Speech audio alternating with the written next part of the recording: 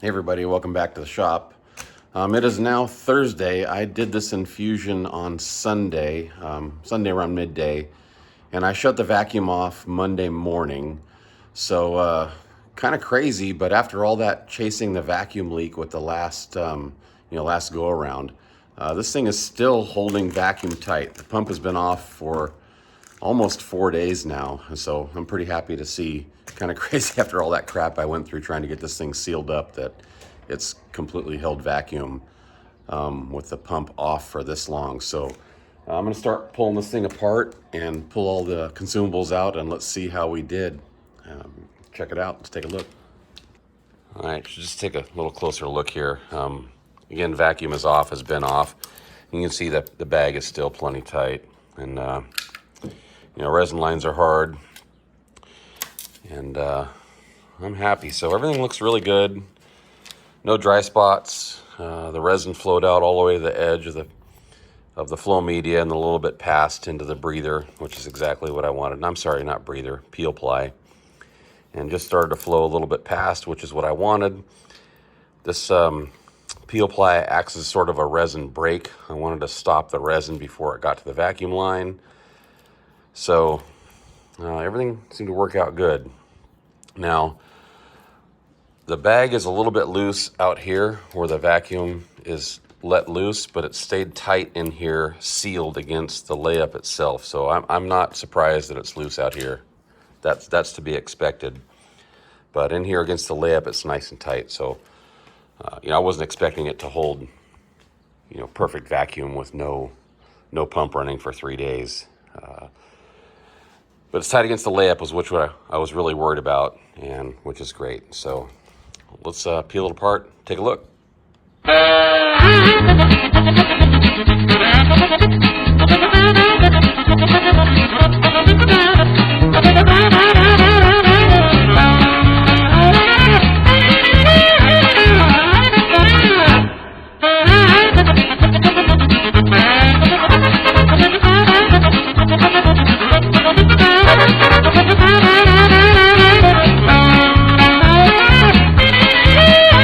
Don't know if you could tell from that time lapse or not, but I cut the bag along this edge.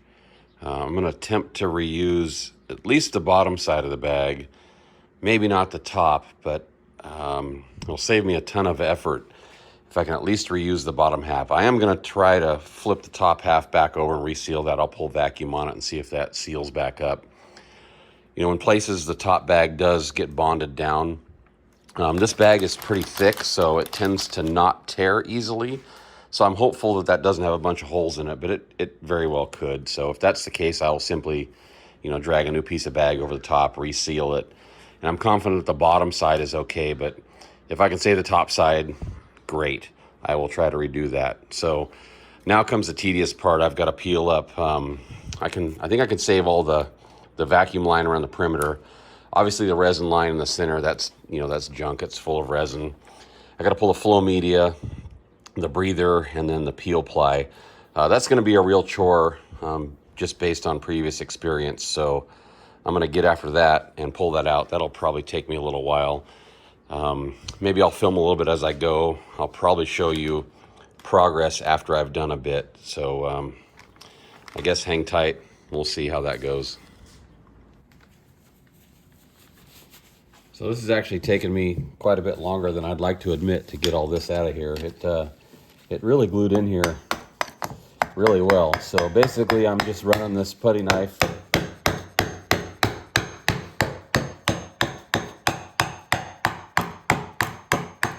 underneath here, and then pull it out.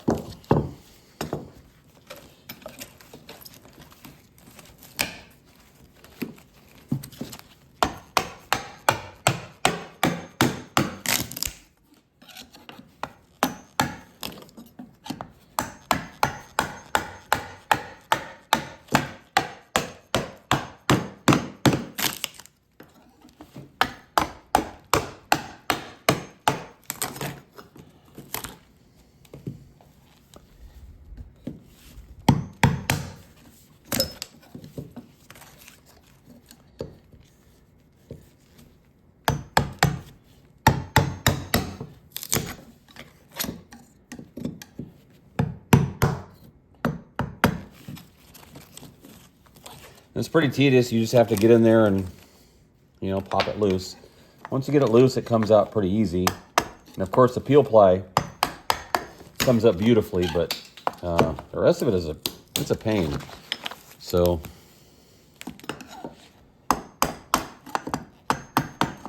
you just keep going.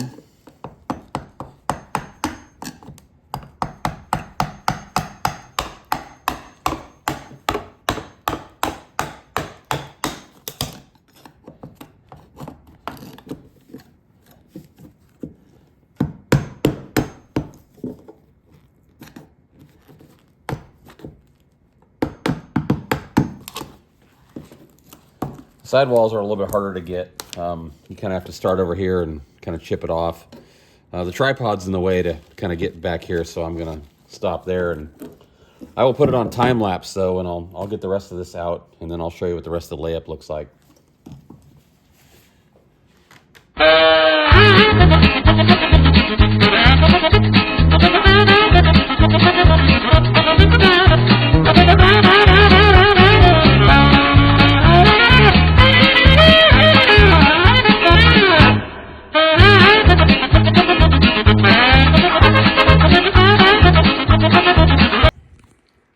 So I got the rest of that out of there, and that took about another, I don't know, a good 15 minutes, I would say. But now's the fun part, pulling the peel ply.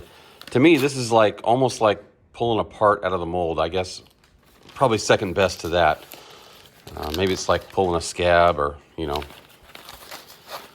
peeling a sunburn. I don't know why I like it, but I do. It's just a satisfying sort of thing to pull this off and sort of see what you got after you get all that work. So this is what we're left with after we pull the peel ply. And oh, I got a little bit there of the layup. I got to pull that out, but overall real good. Let me clean up all the rest of the crap out of the middle of this thing, and I will show you how the layup looks up close.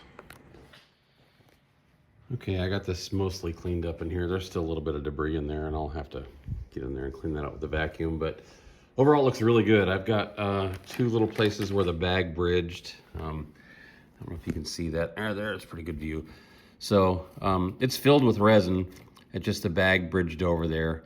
So what I need to do is get in there and I'll sand that before the next layers go in. And then I've got a couple spots where this is where the peel ply, the two edges of the peel ply overlap. So just a couple little fuzzies there. I don't know if you can see that. I just need to get in there and sand that off, so no big deal. But what I did want to show you is, I don't know if you can see here. Let me see if I can get the light right. That's kind of hard to see here. But I wanted to show you where the ply, or not the ply, but the pultrusion bundles dropped off. Yeah, I guess you can see that pretty well there. So this is where I sanded the end of the pultrusion, so it's not a steep stress riser there. So the end of the pultrusion gracefully sort of drops into the end of the spar cap there. So you can see where each one kind of drops off there gradually, and it goes all the way down there and then all the way to the end. Spar mold is also a few inches too long. It'll get trimmed off a couple inches from the end there. So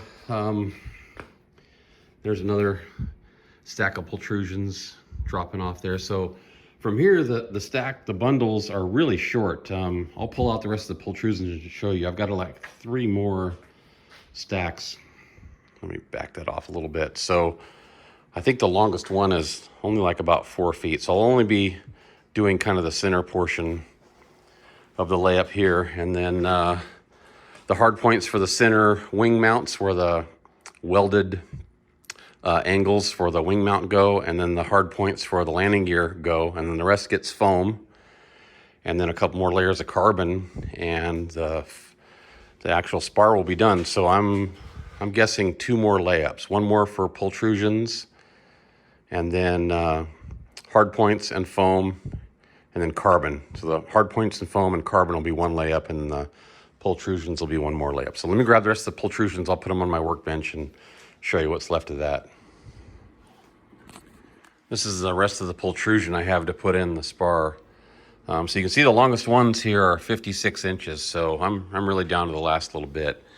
And these last ones in the center, I think they're 22 inches. So I'll be able to get that all in in one layup. And then I also spent a little bit of time and cleaned up the shop. It was a absolute disaster in here. You kind of couldn't tell, but you still can't tell. It's cleaner. But anyway, it was trashed. So now I can get in here and feel a little bit better about myself working away.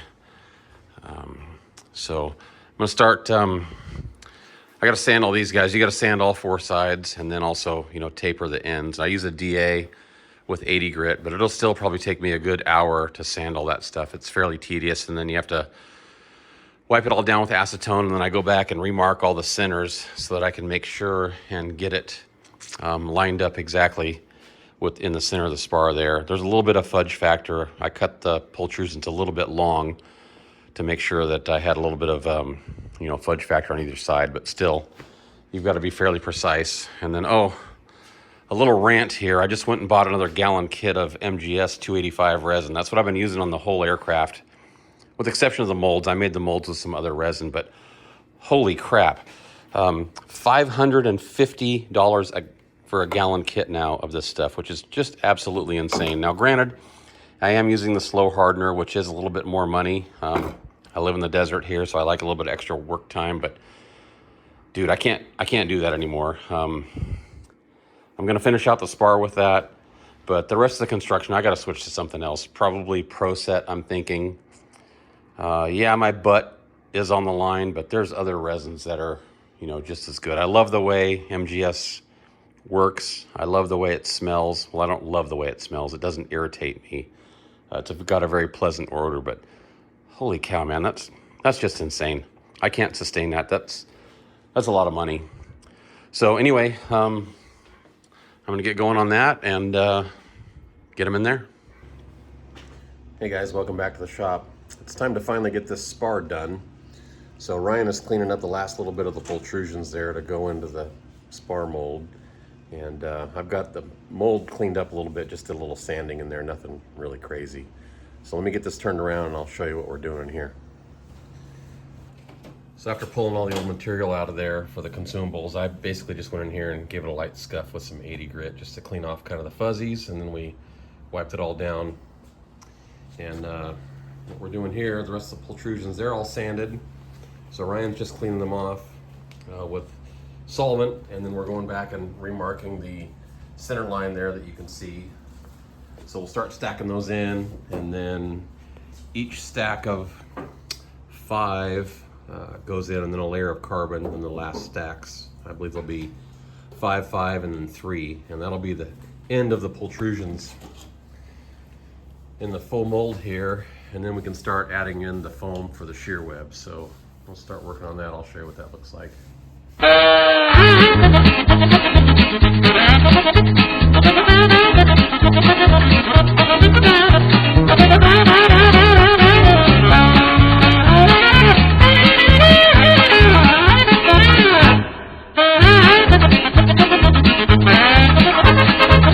All right, we have all the pultrusions are in and all of the carbon layers are in. Peel ply is down. So next we're going to put the flow media in, and then it'll be time to add the resin channels and then the bag. So we're hoping we can get this in the bag tonight. All right, well, I ended up putting the bleeder or the transfer media and the vacuum, and it's under vacuum right now in the bag and everything. So it's all looking good. It's ready to infuse. So I'm gonna put resin in the pot and pop that loose, and we'll start dragging resin in. I will try to time lapse that. We'll see what that looks like.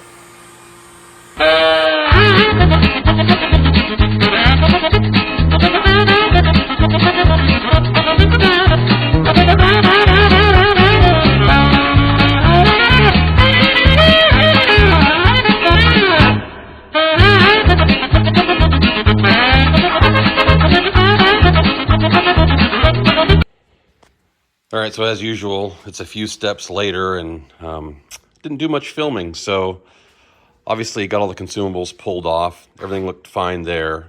The foam and the shear web is now bonded in, and I skipped a couple steps showing you guys, but this is a phenolic piece where the landing gear mount is going to be, and it's fish mouthed into the foam there. There are 3 layers of 1-inch foam, Roacell, and then the phenolic is 1 inch thick. So the gear will be sandwiched to the front of the spar with a back sandwich aluminum, bolted through.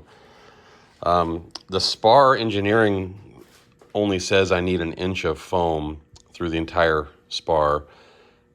I had enough to do more, and so this is just a feel-good thing. It's not required to have 3 inches deep of shear web, but kind of doesn't cost me anything, and it's free insurance. So I went ahead and put 3 inches of foam in the shear web. So it's 2 inches out here at the tip, transitions to 3.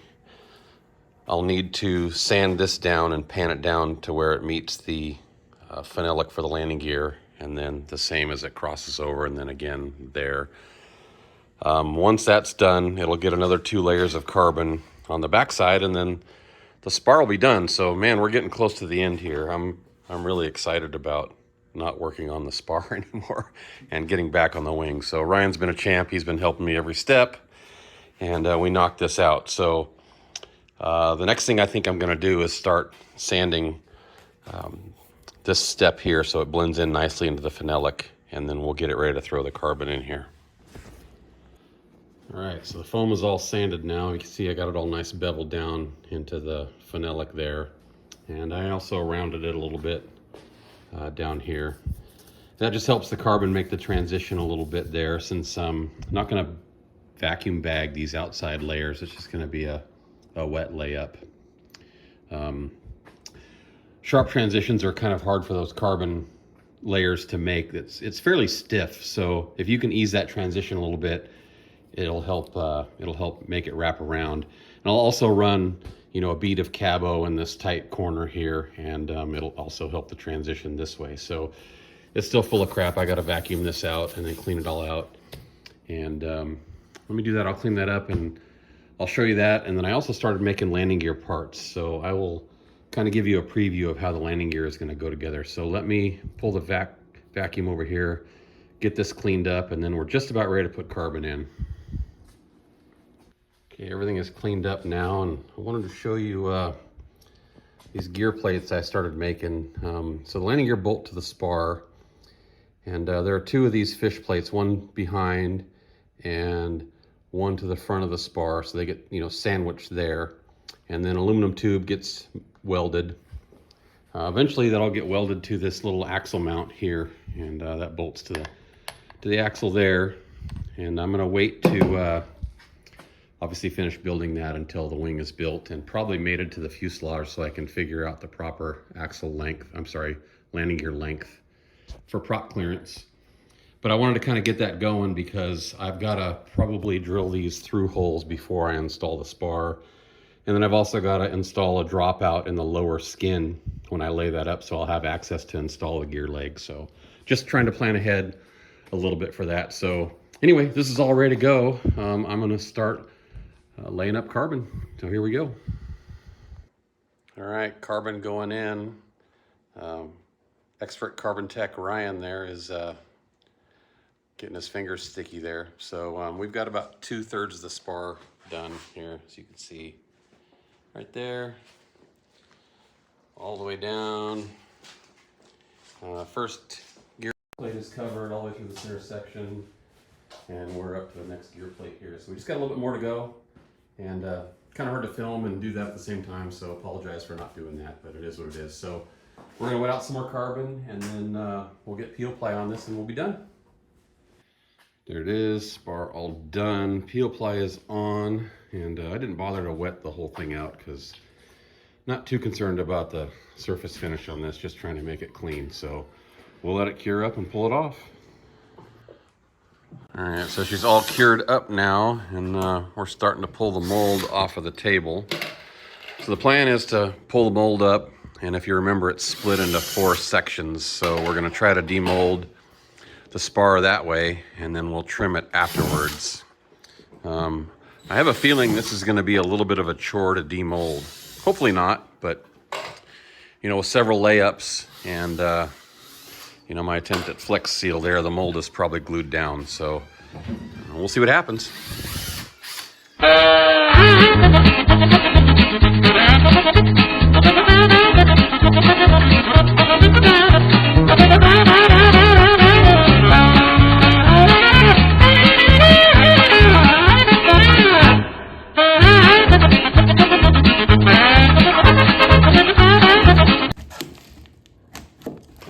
I think it just went. All right. Cool.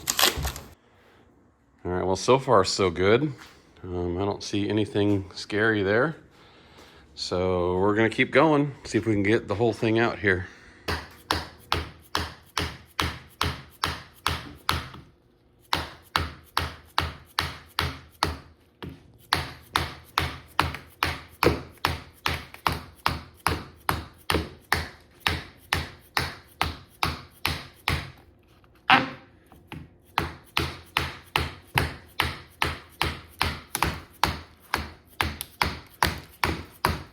I hear it.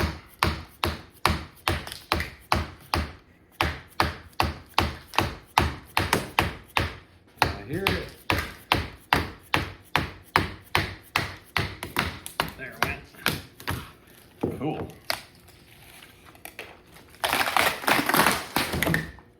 All right, awesome.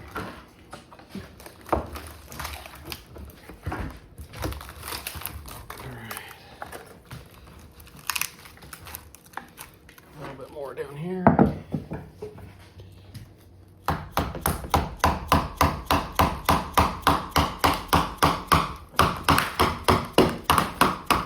Oh, that's satisfying. I like that sound.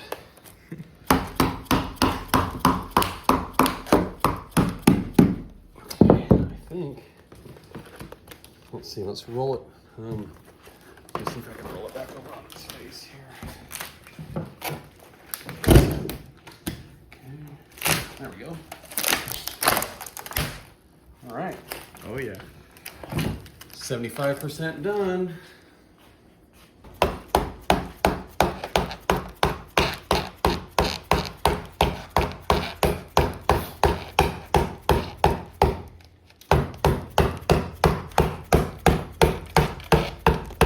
There it went. Okay.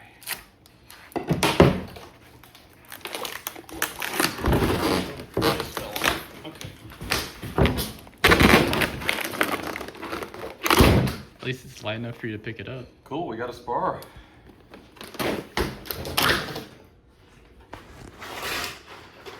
All right, she's all out, looks pretty good. Just started pulling the peel ply. This is another satisfying part of composites. And if you've never done composites, I highly encourage you to try, simply for this part, demolding and pulling peel ply. I don't know why it's so oddly satisfying, but it is. So I'll try to share this a little bit with you here, but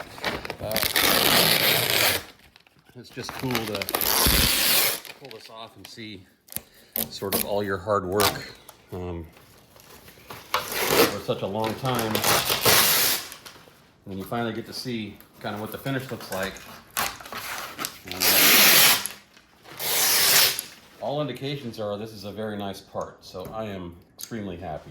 So we'll keep pulling here and get it all unwrapped, and then we'll start trimming. All right, now if you guys remember from the last video, I asked you to guess how many linear feet of pultrusion I used in the spar.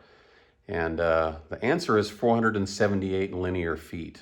And the closest guess was 425 feet by Peter Breedy, 9505. So Peter, if that's you, shoot me a message and I will send you a nice laser etched impulse tumbler for your effort. And thank you for doing that. I really appreciate it. So that's it, guys. Stay tuned for the next one. See ya.